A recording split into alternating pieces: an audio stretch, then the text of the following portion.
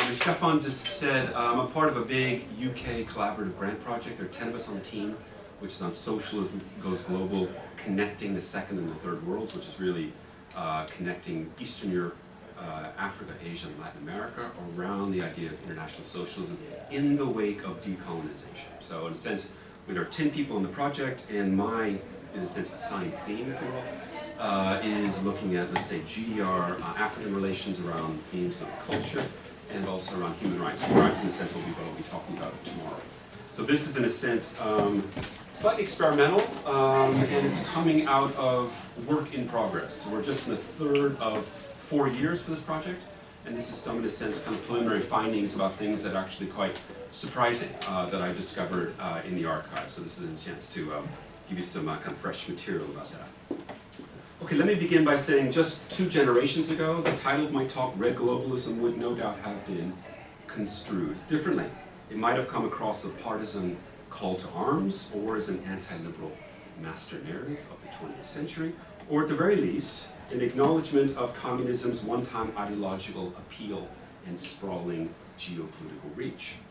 With the end of the Cold War, the Soviet version of Red Globalism collapsed as an alternative vision of global politics, and its historical legacy continues to fade more and more, even in an era supposedly dedicated to transnational history writing.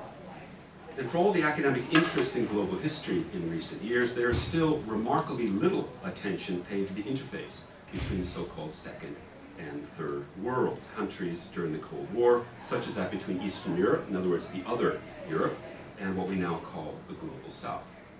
At first, this strange oversight in the literature may sound surprising and even counterintuitive, since there have been numerous efforts in recent years to shift the focus of the Cold War away from superpower conflict so as to recast the period as more of a global Cold War with broad geographical scope. Even so, the range of multiple ways in which the Soviet Union, China, and Eastern Europe engaged with African and Asian countries, both during and after decolonization, remains a shadowy dimension of the Cold War to this day. Now, some may dismiss the second third world nexus as a minor episode in global trade and interaction in the general sweep of post-45 world history, not least because Eastern Europe and Africa enjoyed few long-standing historical connections. Yet it was the Cold War that brought these two incongruous zones of the world in dramatic contact for the first time, both physically and virtually. And it was precisely this new expanding language of socialist fraternity across continents that made these links real and significant.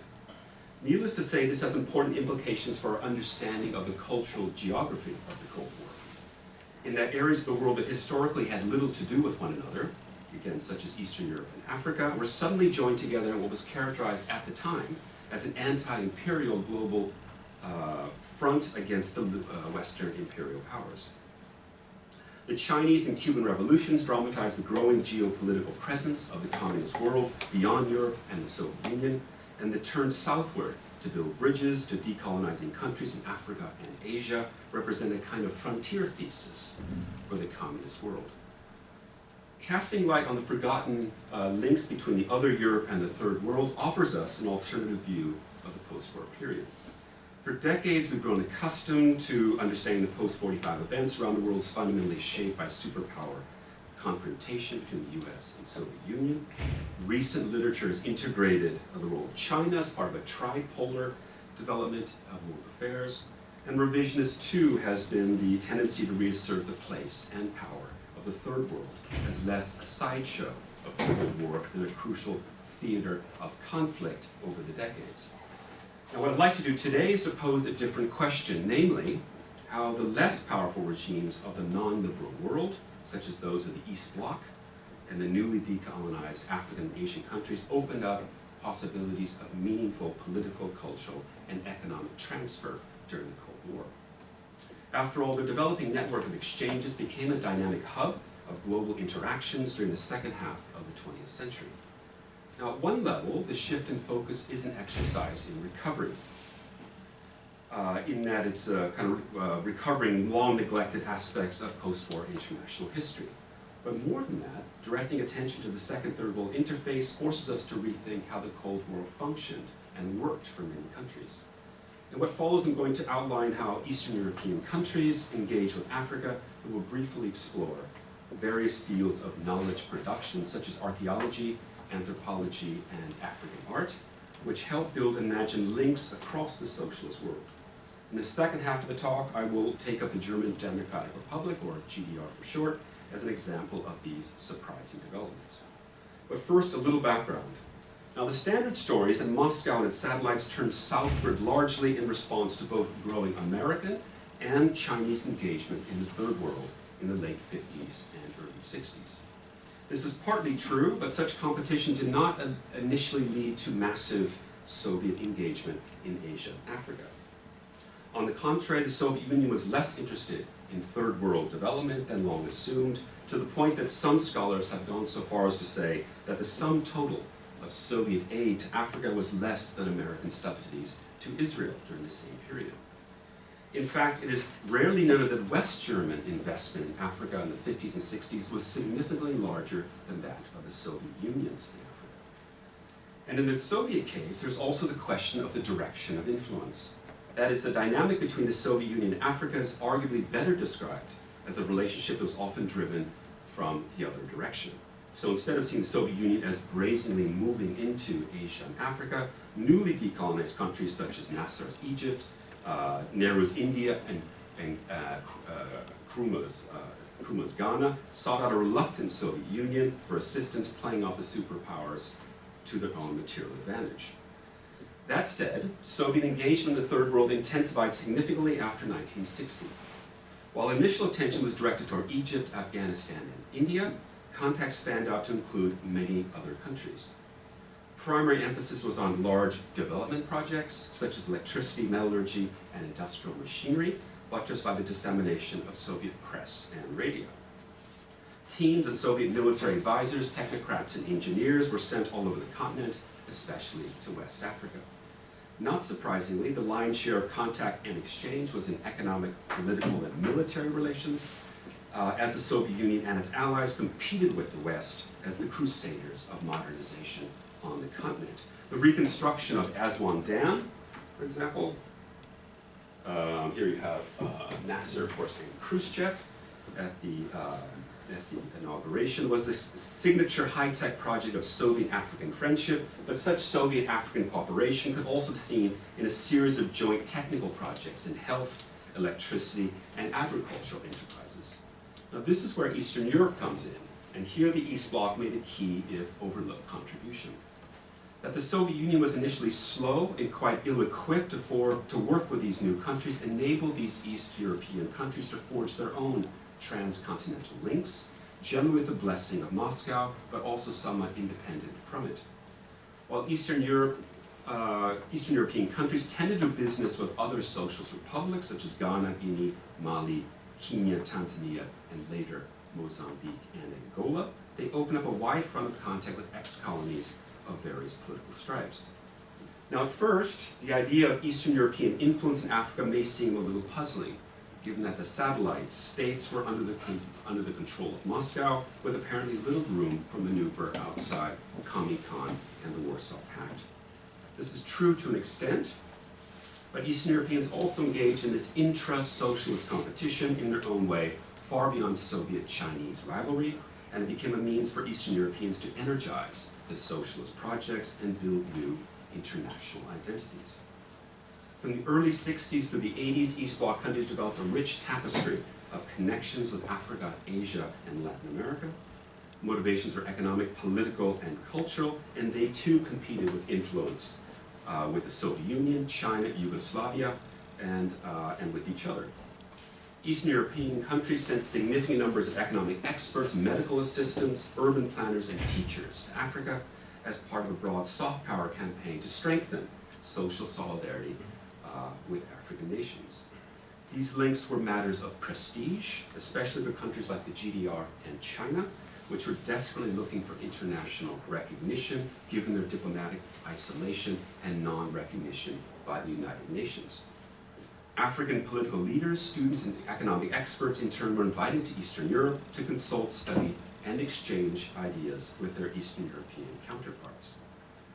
While the Soviet Union was often engaged in high-tech large projects like this one to signal its arrival in Africa, Eastern European states were involved in a variety of ways, and often did so even more intensively than their Moscow patron.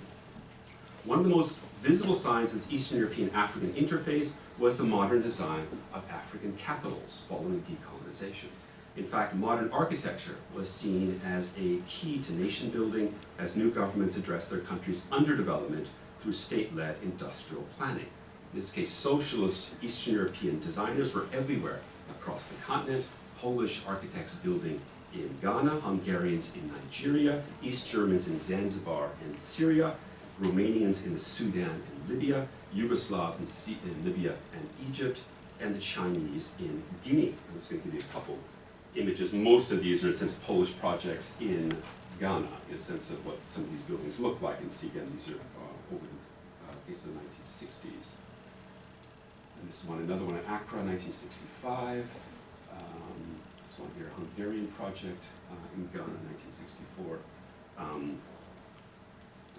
And here's one, a GDR project in Zanzibar in 1966. For his part, Krumah had visited so-called socialist new towns in Hungary and Poland in 1961, and a number of leading Ghanaian architects were trained in the Soviet Union. This is just a page from the Ghanaian newspaper, just how important these projects were then to Krumah's Ghana in terms of kind of the way they would splash this over the front covers of these new kind of urban projects. Here it should also be noted that the appeal of modernism among African leaders, and this was especially the case in Ghana, was not only because this international style signaled arrival and progress, but also because choosing this foreign modern style enabled African governments to avoid the architectural idioms of rival ethnic groups within their countries. It became a kind of neutral style used then to confront a new government identity. Eastern European and African technocrats saw themselves as united in pursuing a shared program of modernization, and often sought to develop viable models of what they called non-capitalist development to deliver growth and prosperity to these new nations. The East Bloc, led by the GDR, Poland, and Czechoslovakia, delivered industrial goods, expertise, and technology, while their African partner countries provided raw materials, foodstuffs, and agricultural manpower. Sometimes this included hard power in the form of military aid, as famously seen with Czechoslovakia's early 1950s arms sales to Egypt. With time, a brisk business in East Bloc weapons trade in the rest of Africa continued with Prague and East Berlin taking the lead. Whilst Cuban military intervention in Africa has been studied in great detail, the Eastern European military support of liberation movements in Zambia, Mali, and Namibia was not insignificant. Cultural relations, even remote ones, was no less decisive in inventing a new sense of Cold War cultural solidarity across time and space. Indeed, the 1960s and 70s saw an explosion of projects in film, music, urban planning, ethnography, and travel writing, with the larger goal to help forge a socialist common identity between Eastern Europe and Africa. The same went for Latin America. Dozens of Latin American folk music groups toured the Soviet Union and East Bloc. Films from Latin America, including Argentine musicals and Mexican romantic comedies, were extremely popular, as were travelogues by Soviet writers to Latin America. Novels by Latin American writers, such as Pablo Neruda, Gabriel Garcia Marquez, and Carlos Fuentes, were sold in the millions in the 1970s. Still, the links between Eastern Europe and newly decolonized Africa were considered special. Again, the sphere of architecture was instructive, but this was not simply a story of exporting East Bloc modernism to the Third World. Rather, modern architecture was identified as a language of solidarity that could help bridge the divergent historical experiences of Eastern Europe and Africa. This may seem odd at first. It is worth recalling that in the 1920s, Central European modernists used architecture as an emblem of national independence after the breakup of the Habsburg Empire, as Polish and Czech architects in particular blended international style architecture with nationalism to help create new cultural identities, often by rejecting late 19th century historicism as a style associated with an unwanted German imperial presence. In the 1960s, Eastern European architects argued that Africa after decolonization was akin to Eastern Europe after 1919. And for that reason, they therefore understood the African historical experience. Hungarian architect Károlyi Polanyi, for example, went so far as to write that Eastern Europe shared a similar colonial experience with Africa on the grounds that his native Hungary had suffered from colonization from foreign European powers as well. The great Polish travel writer Ryszard Kapuscinski expressed similar views in his books, in particular The Shadow of the Sun, in which he saw a connection between African post-colonial countries and his upbringing in colonized Eastern Poland. However, these are not just European views. Ghanaian journalists covering the opening of some of these new Polish buildings in Accra also drew links between the colonization of Ghana and the colonial history of Eastern Europe. In any case, this kind of modern architecture made development visible and provided a shared Eastern European African language of modernization and independence. But this was only one side of the story, as the communist world's focus wasn't always on the future, nor was it always on modernity or modernization. There was a flip side of the Eastern European-African relationship that goes almost completely unremarked in what little historiography exists on the subject, and this is the socialist attitude toward African heritage. This was hardly obvious at the time. After all, in the blush of these new cultural encounters, what did the Soviet Union and the East Bloc actually know of African history and the continent? To be sure, there's a long tradition of German and Russian scholarship on Africa in the late 19th century through the 1950s, and I'll return to the German story in a few minutes. Yet the other East Bloc countries in Yugoslavia had virtually no expertise in the region. And in the Soviet Union and East Germany, the socialist reconstruction of African knowledge had to start almost from scratch. Decolonization thus served as the great Big Bang of fresh interest in Africa across the Soviet Union and the East Bloc. Until the late 50s, neither the Soviet Union's foreign ministry nor the KGB had developed any departments for African affairs. In fact, there were few experts on Asia or Africa anywhere in the Kremlin. It was only in the wake of the Cuban Revolution and the decolonization that the Soviet Union first developed an African section of the Kremlin's International Department of the Central Committee, which eventually became the Institute of African Studies, whose goal was to train a new cadre in the spheres of international education and agriculture. The 1960s thus saw the Soviet Union and Eastern Europe engage in a crash course to acquire knowledge of Africa, as seen in the flourishing of new African studies departments across the socialist world in the 1960s. Interestingly, the 60s saw the founding of a slew of new archaeology and anthropology institutions devoted to studying Africans and Asians, often in the name of celebrating a new socialist humanity rooted in a shared pre-modern past and a modernizing present. The problem of tradition became a prominent concern among African leaders in the midst of state building and was often seen as something on which to build new polities. A Pan-African Congress in Accra, Ghana in 1958, for example, discussed the need to reconcile tradition and independence, and Eastern Europeans wanted to help contribute. To this end, Eastern European archaeologists, anthropologists, and experts in African art worked to provide an alternative account of African history, stressing that these cultures had rich and vibrant pre-colonial national pasts, supposedly characterized by what was called capitalist non-development. Now, it is frequently argued that the socialist world replacement of the language of revolutionary socialism with the concept of non-capitalist development betrayed a tacit assumption about the unlikelihood of establishing socialism in Africa. However, the real thrust of the concept was to counter American influence, which was routinely condemned for cutting off these newly decolonized countries from their historical roots in a sinister plot to coerce these new states in a cycle of underdevelopment beholden to the West. The field of archaeology was important in this respect, and from the 60s on, there were a number of Eastern European archaeological projects in Tanzania, Kenya, and the Sudan. In this context, archaeology was converted into a socialist political science, and it did so in two ways. First, literally unearthing the link between archaeology and colonialism was used to remind Africans of their long-standing oppression by foreigners, and to drive home the point that the same dangers were still around. Secondly, archaeology was used to underpin new narratives of the present. When Tanzanian President Julius Nyerere announced his project of building African socialism in the early 70s, for example, East German archaeologists strove to show that Tanzania's hope for non-capitalist development could be built on its centuries-long egalitarian traditions. Now, there are echoes of pre-revolutionary Russian populism here, when Russian intellectuals went to the Russian countryside in the late 19th century to advise peasants on the virtues of rural socialism, and this old European socialist tradition exerted some influence on the thinking of Cabral, Nyeriria, and even Franz Fanon.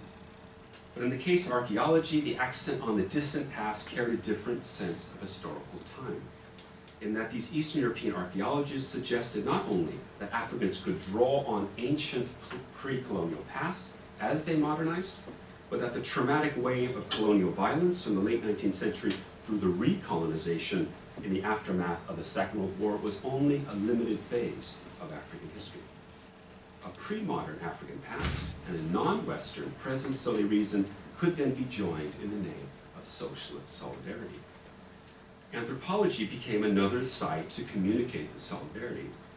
In reaction to the West's campaign to develop African rural countries in the name of the magic American formula of modernization theory, Eastern Europeans sought to win over Africans sympathetic to the socialist cause by defending traditional anti-capitalist rural village life as a means of managing the slow transition to full development. Only socialists, so the argument went, held out the possibility of countering the destructive cultural power of American-style modernity by uniting humanism, internationalism, and revolution. Journal articles written by Soviet Africanists extolled the role of folklore as a hybrid cultural form that would help Africans cope with the transition to modernity. And as one conference report from 1965 put it, we Soviet Africanists set our task in preserving and developing the traditions of humanism and proletarian internationalism with respect to the peoples of Africa, traditions which have always been inherent in the revolutionary democracy, Russian revolutionary democracy, and Marxist-Leninism. Klaus Ernst, widely cited in 1971, Tradition and Progress in the African Village, again in this case about Mali, was emblematic of this new kind of socialist thinking, pre-modern traditional life, in this case again Mali, was seen as the building block of Africa's future of non-capitalist development. African studies quickly developed across the East Bloc in the 1960s, and some of these journals on archaeology and anthropology were academic, others were geared to more popular audiences. This can be seen in the Polish journal, now to get more pictures, the Polish journal Africana Bulletin. Note that they're all published in English, as in a sense they're geared toward a Anglophone audience. This started in 1962. Or there's a Czech magazine, started in 1960, called The New Orient, and sorry for the very amateurish slides here, right? Daughters have gone off to university and I've kind of lost my IT department at home, so it's I have to do this myself. Which in a sense is kind of typical for these kind of, again, another English language journal geared toward both the West and toward Africa. Notably, this Czech journal published numerous articles, again in English, on what it called the present-day Orient, and aimed to share what it called cultural news from the Orient and reports on Eastern studies throughout the world. The word "new" in the title denoted the desire, quote, to approach the Orient without outdated prejudices, without an exotic, romantic, or mysterious veil. Articles addressed various aspects of world culture, such as Vietnamese theater, Congo masks, and UNESCO's rescue of the Nubian monuments. Perhaps even more interesting is that the journal characterized the links between Eastern Europe and Africa as part of what we call a united New Orient that spanned oceans, with absolutely no sense of the North-South division in today's concepts like the Global South. Now, East Germany is a special case, and I'm going to now shift gears.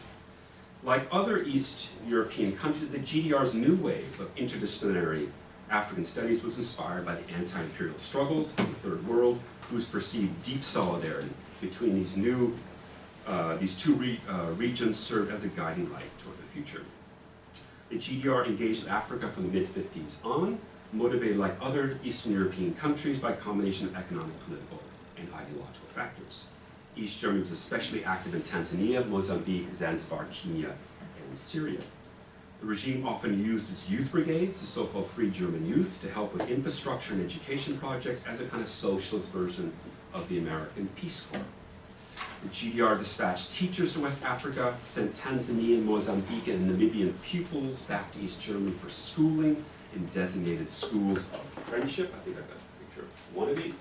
There were 2 of those were set up in the GDR. This is from the early 80s with Namibian students.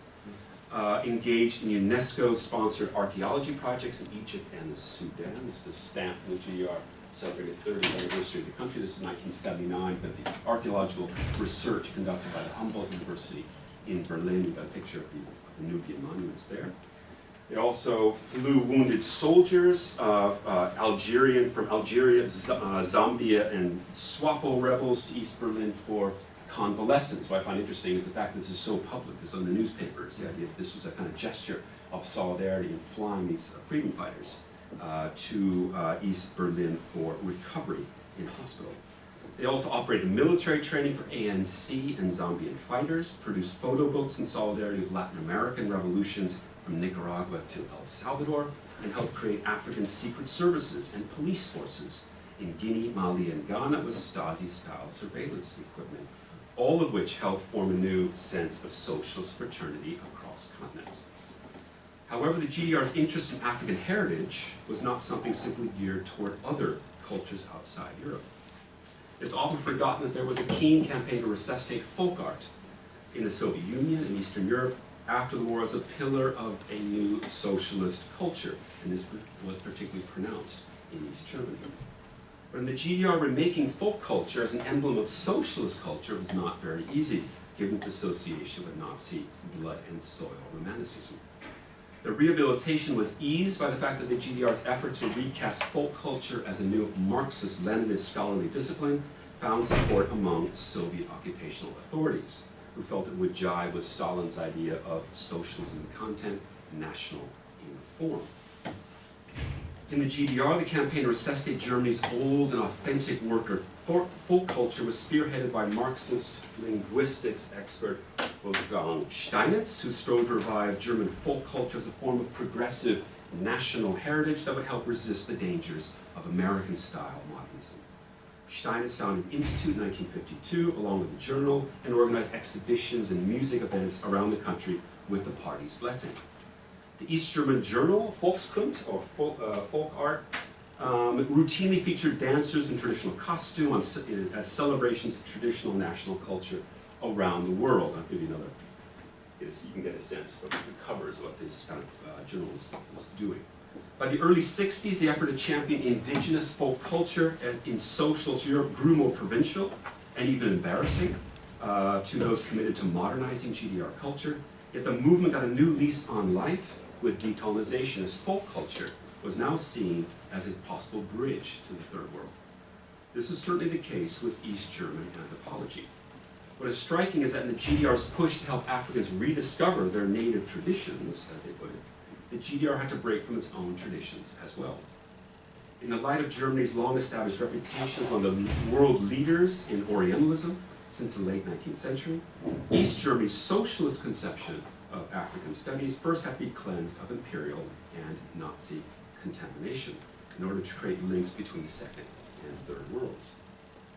According to East German anthropologists, post-imperial knowledge was built on what they called the great humanistic and democratic progressive traditions of German Orientalism and African studies that could only find its true home under socialism.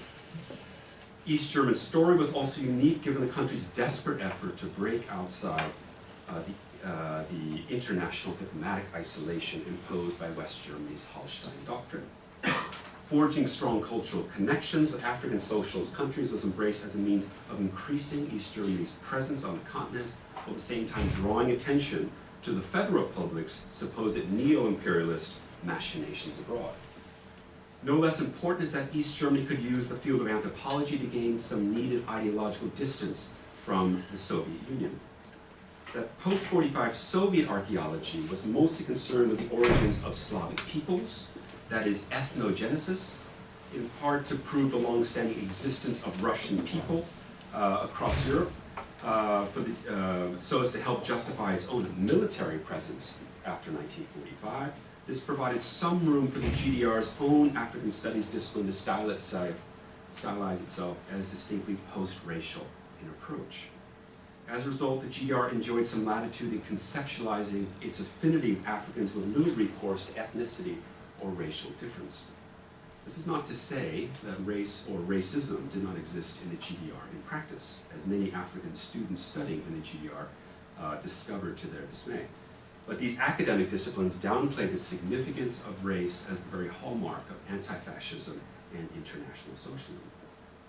Importantly, these fields are not just elite sites of specialized knowledge. In the 60s, there was great popular East German interest in Africa, as seen in travel books and the popular press. A good example is the GDR's popularization of anthropology, was Wolfskuche's Volkerkunde für jedermann, ein Kartenbuch, roughly translated as Anthropology for Everyone, a book of maps, which enjoyed a print run of 125,000 in 1966. It was a kind of, as far as I understand, a kind of fixture East German classrooms for decades. There's also, I'll give another picture in a second.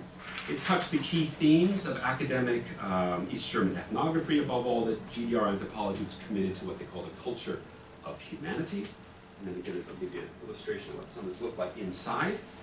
These illustrations were quite typical, and now today they may look, or at least I recall, kind of old-style colonial photography, but they also drew on the representational style of other sources, notably the widely popular 1955 Family of Man exhibition, of course curated by Edward Steichen for the Museum of Modern Art in 1955, or for that matter, the standard photographic style of the World Health Organization and UNICEF in their publications. The variant here was that these pictures were supposedly to be emblematic of a new socialist, go back for a second, of a new socialist family. The photographic stress on labor and doing things was supposedly what distinguished socialist photography from their imperial representations of Africans in earlier times. Even so, tradition was used as cultural ballast in that it could help mitigate the destructive legacy of colonialism and strengthen national consciousness, and to help build a post-imperial humane society, as it was called. Now, East German discussions about African art followed a surprisingly similar pattern. European scholarly interest in African art first developed in the late 19th century and enjoyed popularity after the First World War within French art world and beyond. And there was a resurgence of interest in African art after 1945 in the West, best noted with the French journal Présence Africaine. Much less known is that Eastern Europe devoted considerable attention to African art in the 1960s with the Soviet Union, Yugoslavia, the GDR, and the Czechs taking the lead. In their discussions of African and Asian art, there was a concerted effort to defend national cultures and regional traditions within the same country using the multinational USSR as its example. Yet the GDR's rhetoric was uniquely pointed. For instance, East German art critics defended traditional African cultures in part by condemning the West, and particularly West Germany's, underhanded effort to destroy indigenous African art through the embrace of modernism and the cheap commercialization of African art, what they called airport art in the 1960s. East German art critics also ridiculed the founding of new art schools in the Congo and Nigeria in the 50s for supposedly encouraging decorative Christian art deformed by bourgeois abstraction with no connection to native African traditions. Now, for these East German Africanists, the West German preoccupation with modernizing African art was the misguided attitude of Western European leftists. In this regard, the single most vilified European figure was West German art critic Rudi Beyer. Whoops, there he is, late 60s. Beyer lived in Nigeria for years and actively promoted Nigerian modernist art. And you get a sense of the kinds of work he was doing. The covers are actually quite revealing. This is from his 1968 book, Contemporary Art in Africa, published both in German and in English. East German critics berated him for teaching false aesthetic principles to Nigerian artists based on modern abstract trends that alienated African students from their indigenous tradition in the name of what they called Western neo-imperialism and American modernism. Now, as you might guess, this picture of Beyer was a gross distortion, since Beyer constantly claimed the Nigerian art blended tradition and modernity, as noted in the cover of his 1960 book, Art in Nigeria. You get a sense again of the traditional art against the kind of modern architecture coming back. He too lamented that traditional art had been stripped of context and placed in museums, divorced from social practice, that the dangers of westernization and commercialization of African art after independence were everywhere, and that the Catholic Church was the only patron of local Nigerian artists. But in the GDR publications on African art, Baya remained the Western imperial stooge against which the GDR's preferred neo-traditionalism was defended and defined. By contrast, East German art historians, led by Burkhard Brentjes, shifted their attention toward the appreciation of traditional African art. In his 1965 book, African Rock Art, again, the covers are quite revealing. Just imagine how different that was from the Uyibaya books I was just showing you. Brentjes opened by citing the role of European plunderers in the late 19th century who filled the metropolitan museums with stolen African art objects. Worse, however, were the sinister effects on the people themselves, as the loss of what he called the artistic treasures of their ancestors meant that these people were losing their sense of the past, their historical consciousness. The urgent need to provide broader historical perspective as cultural compass found expression in his other work as well.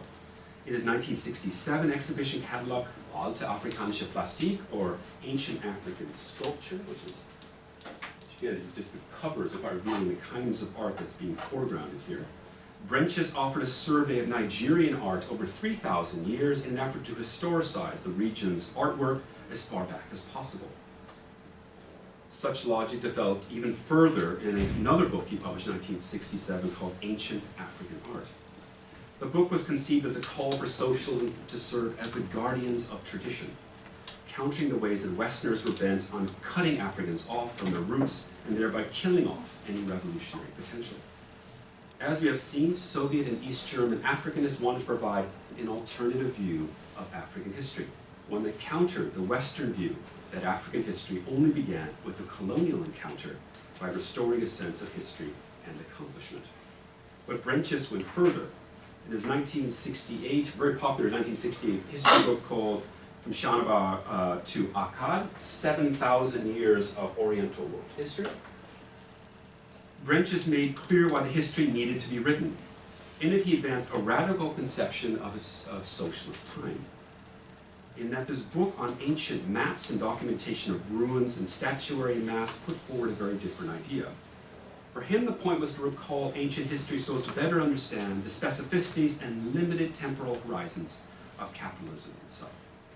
In other words, his study of classless ancient history was to help with the imagining of what he called the societal realization of communism, in that the discussion of 1.5 million years of classless society was designed to place historical brackets on the comparatively shorter 5,000 years of class society.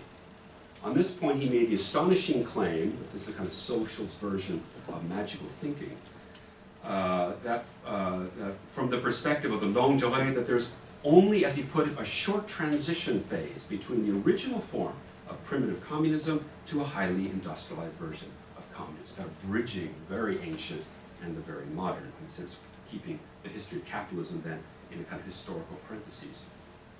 For this reason, Brentjes was convinced that the best way for Africans to resist Westernization was through education and history, and that to this end, the East German expert had a role to play in promoting humanist art and artists that were consciously and critically indebted to very old traditions.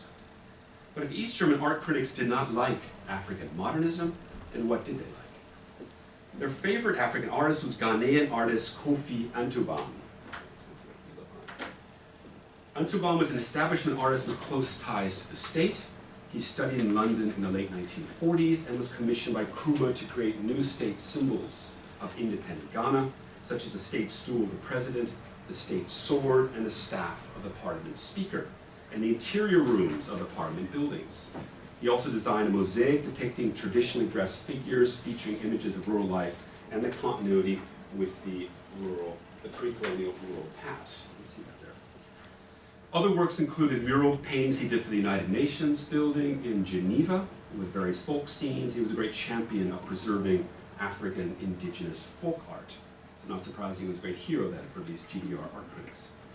Antuban was invited to East Berlin in 1961, where his work was exhibited there as an example of an African artist who engaged with traditional art and culture and developed a synthesis of heritage with European elements. This is the cover of the East German art exhibition catalog. This is a page from it, you get a sense of the kinds of things that are being stressed here. His books were all published in the GDR, and he was a constant reference point for East German commentators on international culture. During his East Berlin visit, Anthropology extolled the GDR's anti-imperialist policy, its firm stand against racial discrimination, and its humanitarian attitudes, and reportedly even was surprised by so much great art produced in East Germany, challenging what he said were the many propaganda lies in Africa, alleging that socialism has killed off the arts. I came, I saw, I realized the truth, which overwhelmed me, indeed, so he said. Or so he's reported to have said. His work was seen as a contribution to the consolidation of these ties of friendship, and he called on every African state to help salvage their culture from their indigenous ways of life, all of which neatly jive with East German views of art and culture. Even so, there were bigger dangers out there for GDR Africans. The figure who attracted the greatest animus was the poet and president of Senegal, Leopold Sédar Senghor. Of course, I'm sure he's a figure familiar to you. Senghor was, of course, one of the most influential African intellectuals of his generation. He's generally associated with the term negritude, which he once defined as, quote, the entire values of the civilization of the black world, as they are expressed in the life and in the work of blacks, whose mission was, as Senghor put it, to create in Africa and for Africans a new civilization which suits Africa and the new times, which is the fruit of a real culture, end quote. Nonetheless, Senghor also saw Europe as a prospective partner in the civilizational model and made a number of interventions to build bridges between France and Africa, what he called Euro-African civilization. At first glance, Senghor should have been a natural ally of the GDR's New Culture initiative to extend a hand to Africa. After all, Senghor frequently spoke about the importance of socialism and was an inspiring figure of anti-imperialism on the world stage. And he constantly spoke about working to blend socialism with negritude. But to his East German critics, to say nothing of his communist critics within Senegal, Senghor's idea of negritude was much too ethnically based, and his initial efforts to keep Senegal within a broader post-imperial French Union was viewed with great suspicion. This cultural encounter pivoted on the issue of heritage and came at a tricky time. Decolonization was not only a moment of new political independence, but also one in which Africans were reclaiming their own national heritage as the cultural bedrock of a newly won sovereignty. In fact, it is often forgotten that anti-colonial demands for the return of cultural property was a key part of the 1955 Bandung Conference to undo what was called at the time the indignity of imperialism's cultural chauvinism. This often came in the form of forcing imperial powers to give back their stolen artworks from Africa and Asia. Some did this as a gesture of post-imperial goodwill, such as the Belgian return of Congo artifacts to Zaire, or the Dutch repatriation of colonial objects to Indonesia. In any case, the turn to pre-colonial material artifacts was inseparable from the need to reinvent African national heritage as a means of defining African civilization, as seen in Senghor's negritude or Mobutu's idea of authenticity. But what made the 60s moment so strange is that the communist world became interested in African heritage precisely at the moment of decolonization, and sought out to champion Africa's socialist past and potentially socialist future beyond the nation state and beyond Pan-Africanism. The event that really provoked the East German Africanists was Senghor's opening of the high-profile First World Exhibition of Black Art in 1966 in Dakar. This was a landmark show for African history, as it was the first international art show of African art to take place on African soil. And Senghor was very proud to host it. The exhibition was co-sponsored by UNESCO and the Senegalese government, and was explicitly designed, as one publicist put it, to allow Africans to speak with their own voice. Culture and the arts were to help define a new global role for Africa in the wake of empire.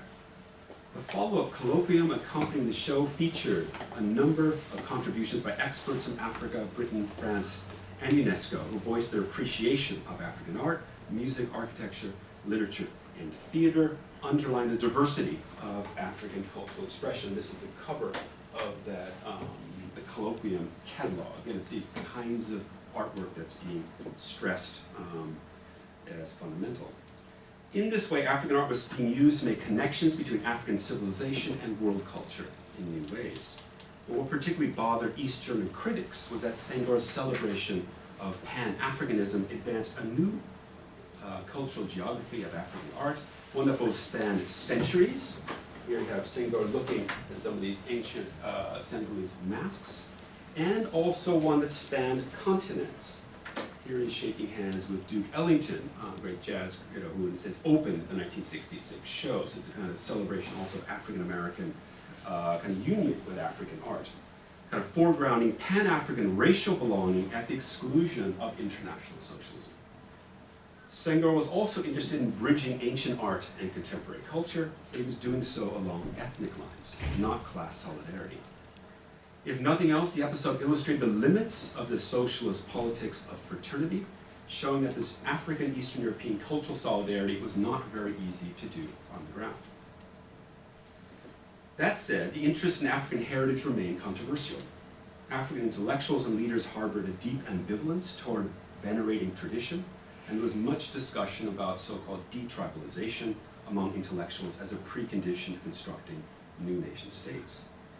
Now, granted, a number of African anthropologists, admittedly all trained in the West, entered the field in the 1960s, often writing ethnographies about the difficulties of their transition to modernity, such as A.M. Diop and F.M. Deng. Yet post-independence did not usher in a boom of interest in anthropology among Africans. On the contrary, the subject was often banned by a number of African universities precisely because of its unwanted cultural heritage. Okay, so I'm going to now say, what does this all tell us? You'll be happy to hear them moving to the conclusion. At the very basic level, the story of Eastern European-African relations around the issue of heritage shows the ways in which the seemingly incongruous zones of the world were linked in a newly perceived configuration of Cold War interaction beyond superpower rivalry, one that underlined the role of smaller states in creating new imaginary links across continents.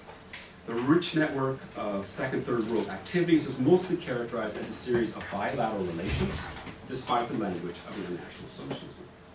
But these relations, as noted in the connections between the GDR and Tanzania and Ghana, for example, helped reinvigorate Eastern European socialist projects and were often used to readjust Eastern Europe's relationship with the Soviet Union, to the extent that smaller countries like the GDR gained more latitude in foreign affairs. And because the GDR was viewed in Africa as a middle power, it could get more done under the ideological radar in the spheres of education, rural economy, and healthcare. Secondly, the period witnessed the strange invention of antiquity based on a model of a common socialist past that helped undergird new narratives of social solidarity between Eastern Europe and Africa. This Eastern European-African encounter thus does not only provide us with an alternative geography that transcends conventional ideas of a two-camp spatial order, it also reveals how the international socialist community in certain instances advanced a different perception of historical time. Thirdly, it should be noted that this was a peculiar kind of socialist geography, not least because it mostly excluded China. In fact, most Eastern European Orientalists maintained deep skepticism toward China as a kind of hyper-national authoritarian regime that was socialist only in name, especially after the Sino-Soviet split in 1964, and thus did not figure in the broader international story of socialism among these archaeologists, anthropologists, and art critics. The fourth and last striking aspect is that this imagined geography of socialist humanity was forming at a moment when African intellectuals were working hard to reclaim their own heritage in the name of new national or continental stories of post-colonial arrival, be that of nationalism, federalism, or Pan-Africanism. Eastern Europe's transcontinental version of socialist humanity strove to challenge these other African narratives of collectivity and had some difficulty in doing so. With time, anti-apartheid, less than socialism, became the preferred language of Eastern European African fraternity. Finally, this forgotten nexus of Eastern Europe and Africa also shows how this ideology of commonality created new dreams about the possibilities of red globalism. And for all these reasons, it's very much worth remembering the rich history behind the global dynamics of decolonization, far beyond the recycled noise of superpower antagonism.